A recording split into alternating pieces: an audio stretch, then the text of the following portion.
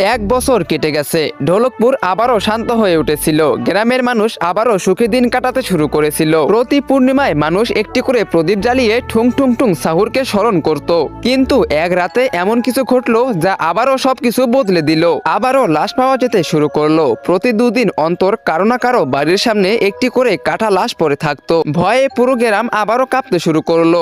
একদিন গ্রামবাসী মহারাজের কাছে গিয়ে কান্নাকাটি করে সব কথা জানায়। রাতে মহারাজ দুই সেনাপতিকে আদেশ দেন, যাও এবং খুঁজে বের করো এই ঘটনার পিছনে কে আছে। কিন্তু সকালে ফিরে এলো শুধু তাদের নিথর দেহ।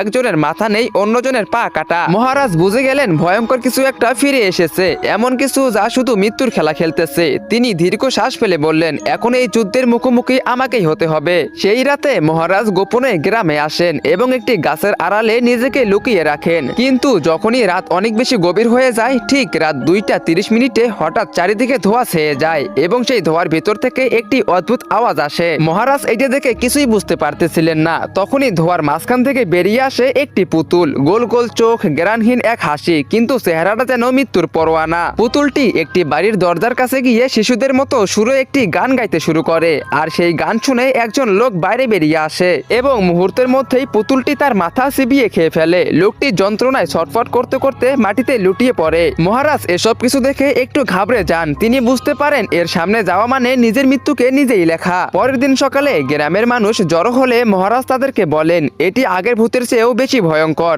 একে শুধু সেই হারাতে পারবে যে আগে থেকেই মৃত্যুকে জয় করে রেখেছে। তো বন্ধুরা, এরপর কি হয়েছিল? গ্রামবাসীরা এবার কাকে ডাকতে চলেছে? কে আসবে আর গ্রামবাসীদেরকে এই পুতুলের হাত থেকে বাঁচাবে? তোমরা সেটা দেখতে পারবে পার্ট 4-এ। পার্ট 4 দেখতে চাইলে ভিডিওতে লাইক করে চ্যানেলটিকে সাবস্ক্রাইব করে দাও, আর অবশ্যই কমেন্ট বক্সে পার্ট 4 লেখো।